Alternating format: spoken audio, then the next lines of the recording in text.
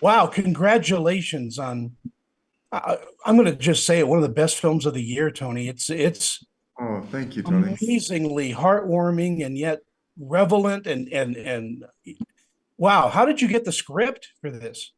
Well, Tony Spiridakis, who wrote the script, is my oldest and dearest friend of over 40 years.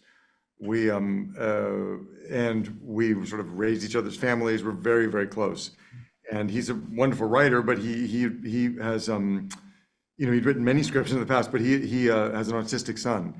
And when his son Dimitri was 11 years old, they went through a real odyssey together, and his marriage broke up, and he wanted to write a movie about it. So he'd been working on the script for about 10 years, and I'd read many drafts of it just as a friend. And a couple of years ago, Tony called me up and he said, "I've rewritten the script. Would you take a look at it?" And I read it and was so moved by it, and it made it, I thought it was hilarious, but very true and emotionally authentic. And I said, "Tony, we have to make this together. We have to do this together." So really, it was an extension of our friendship. And then, in about, that was 2 years ago, and we pulled it together, and it was very personal experience. Rose, in taking on your character, was it an immediate yes when you got the script?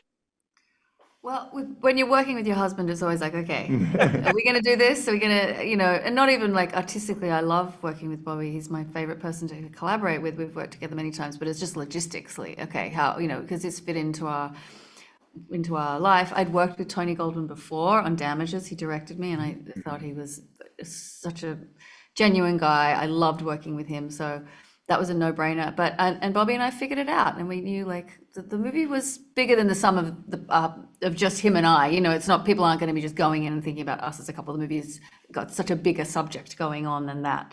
So it felt like we could facilitate the story, and we just dived in. Yeah.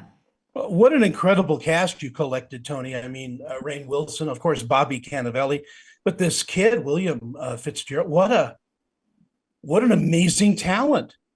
Yeah, he is. We knew we were going to cast an autistic child to play Ezra. There was no way we weren't going to do that. So we launched this, nationwide search and involved people in the autism community to help us find this kid. And it took us a while. We saw 100 kids, and William, at the last minute, he submitted his audition, and it was pretty amazing. And he turned out he lived in New Jersey, and we were in New York, and he came in the next day to meet Bobby, and it was just obvious in the first second I met him that he was the kid. And he'd never acted before, but he's just a natural.